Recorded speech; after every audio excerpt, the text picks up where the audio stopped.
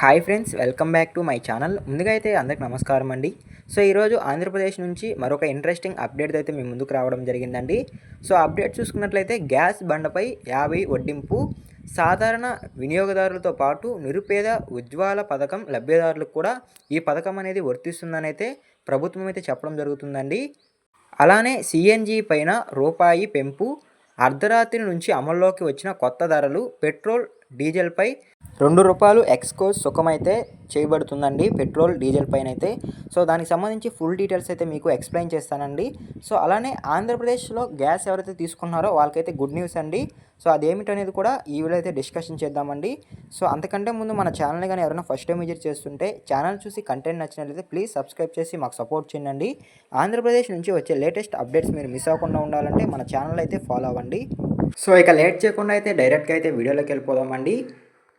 LPG వినియోగదారులపై భారం మరింత పెరిగింది. గృహ అవసరాల ఎల్పీజీ సిలిండర్ ధరను ₹50 పెంచుతూ కేంద్రం సోమవారం నిర్ణయం తీసుకునిందండి. ఇది సాధారణ వినియోగదారులతో పాటు నిరుపేద ఉజ్వాల పథకాల లబ్ధిదారులకు కూడా వర్తిస్తుందని కేంద్ర చమురు మంత్రి గారైతే తెలియజేయడం జరిగిందండి. సోమవారం అర్ధరాత్రి నుంచి పెంపు అమల్లోకి వచ్చింది. ఎల్పీజీ విక్రమాలపై పెట్రోలియం సంస్థలు నష్టాలు మూటగట్టుకుంటున్నందున ఈ నిర్ణయం అయితే తప్పలేదంటున్నారండి ప్రభుత్వం అయితే. తాజా పెంపుతో దేశ రాజధానిలో ఎల్పీజీ సిలిండర్ ధర ఉజ్వాల వినియోగదారులకు 503 నుంచి 553కు పెరిగిందండి. సో మీకైతే అర్థమైంది అనుకుంటున్నానండి. ముందుగా అయితే ₹503 అయితే గ్యాస్ సిలిండర్ అనేది లభిస్తూ ఉండేది. సో కాగా అయితే ఇప్పుడు ₹50 పెంచడంతో ఇప్పుడు ఆ గ్యాస్ సిలిండర్ అనేది ₹553 అయితే లభించడం జరుగుతుందండి వినియోగదారులకైతే. సాధారణ వినియోగదారులకు ధర అయితే 853కి చేరింది. సిఎన్జి ధరలను కూడా దాదాపు 4% పెంచుతూ కేంద్ర నిర్ణయం అయితే తీసుకోవడం జరిగిందండి. ఫలితంగా ఢిల్లీలో సిఎస్సి ధర కిలోకు ₹1 పెరిగి 75.0కి చేరిందండి. వీటితో పాటు పెట్రోల్ డీజిల్పై ఎక్స్కోజ్ సుఖాన్ని కూడా కేంద్రం ₹2 చొప్పున పెంచింది. అయితే ఈ పెంపు రీటైల్ ధరలకు వర్తించబోదు. ఫలితంగా ఈ భారం సామాన్య వినియోగదారులపై పడబోదని పూర్తి స్పష్టమైతే చేయడం జరిగిందండి.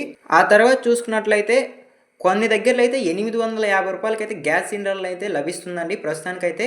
సో ఇప్పుడు ఆ సిలిండర్ అనేది ₹905 అయితే వస్తుంది.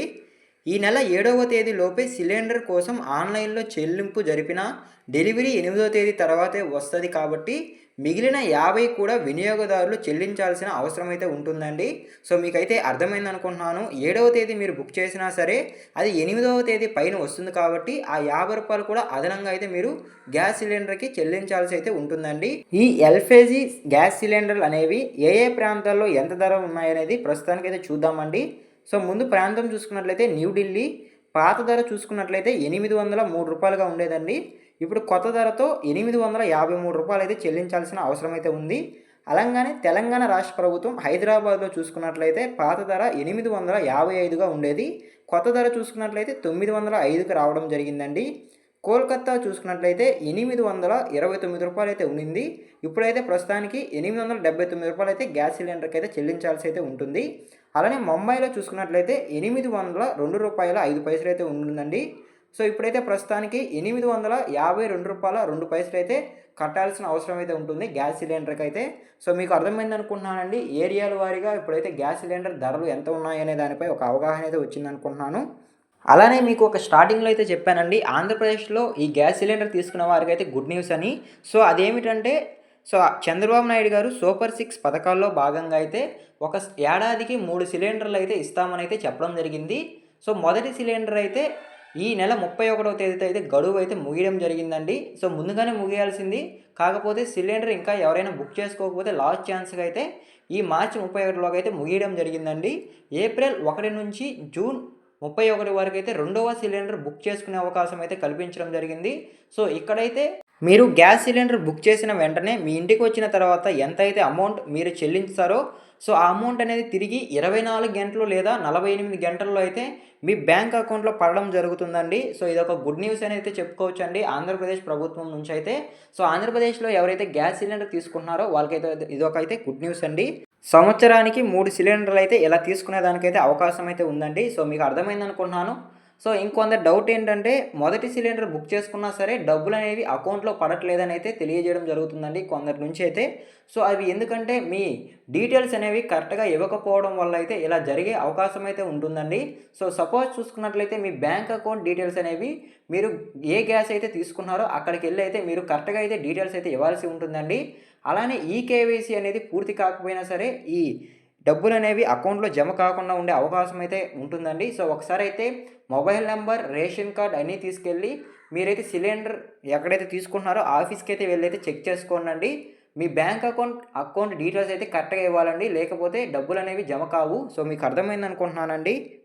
సో ఇదేనండి ఈరోజు అప్డేట్ చూసుకున్నట్లయితే గ్యాస్ సిలిండర్‌పై ఒక రూ. 50 అయితే అదనంగా పెంచడం జరిగింది. అలానే పెట్రోల్, డీజిల్‌పై కూడా రూ. 2 అయితే పెంచడం జరిగిందండి. సో దాని గురించి మీకు క్లారిటీగా అయితే ఎక్స్‌ప్లెయిన్ చేశాను అని అనుకుంటున్నాను.